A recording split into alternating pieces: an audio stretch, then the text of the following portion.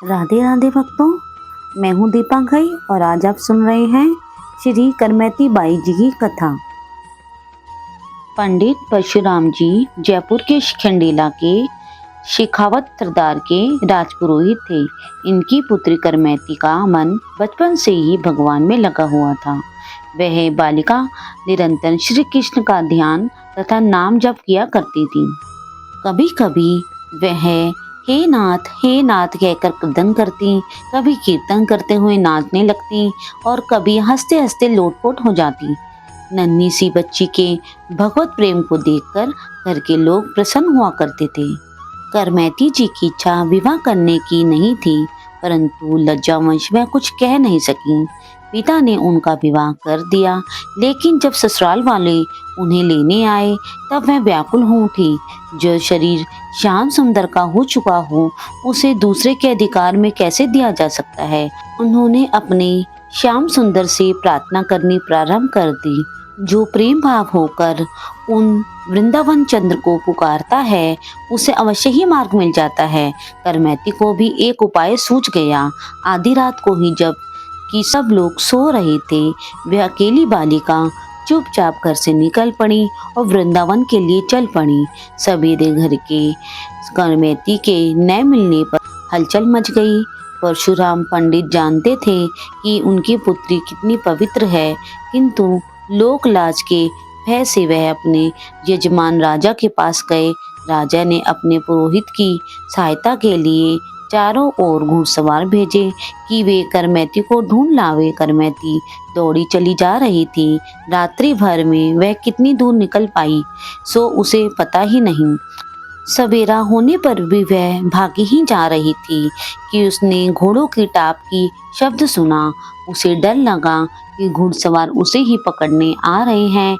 आसपास न कोई वृक्ष था और न कोई दूसरा छिपने का स्थान, किंतु एक ऊंट मरा हुआ पड़ा था और रात्रि में श्रृंगालों ने उसके पेट का भाग खा लिया था। करमैती की दृष्टि ऊंट के पेट में बनी कंदरा पर पड़ गई।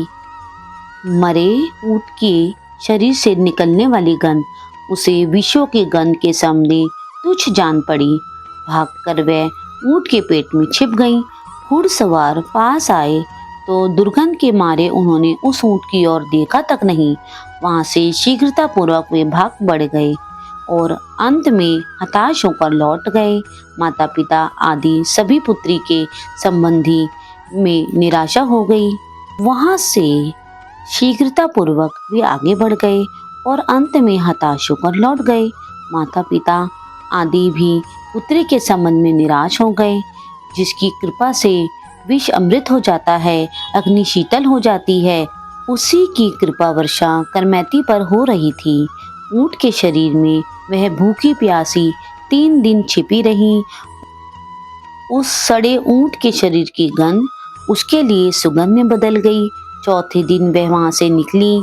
मार्ग उसका जाना हुआ तो नहीं था, किंतु वो सबका एकमात्र मार्गदर्शन है। उसकी ओर जाने वाले को मार्ग नहीं ढूंढना पड़ता, मार्ग ही उसे ढूंढ लेता है। करमैती को साथ मिल गया और वह वृंदावन पहुंच गई। वहां पहुंचकर मानो वह आनंद के समुद्र में मग्न हो गई। जब परशुराम पंडित को अपनी पुत्री का कहीं पता न चला, तब वे जान गए कि वृंदावन ही गई होंगी। तब वे वृंदावन आए, लेकिन भला वृंदावन में करमैती को कौन जानता था। एक दिन वृक्ष पर चढ़कर परशुराम पंडित इधर उधर देख रहे थे। ब्रह्मकुंड पर उन्हें एक वैराग्नी दिखाई पड़ी। वहां जाने पर उन्होंने देखा कि साधु वेश में ध्यान मग्न बैठी हैं। पुत्री की दीनहीन बाहरी दशा देखकर पिता को शोक तो हुआ, परंतु उसके भगवत प्रेम को देखकर वे अपने को धन्य मानने लगे।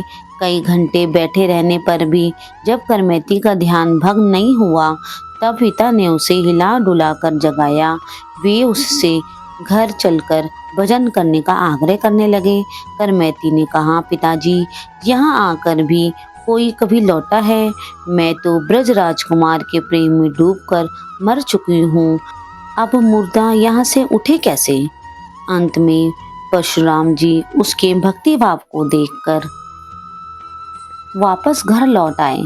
राजा ने जब यह समाचार सुना तब वह भी करमैती के दर्शन करने वृंदावन आया।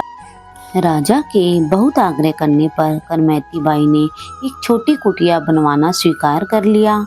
राजा ने करमैती बाई के लिए ब्रह्मकुंड के पास एक मठिया बना दी। करमैती बाई की भक्ति ने राजा को भी भक्त बना दिया। इसी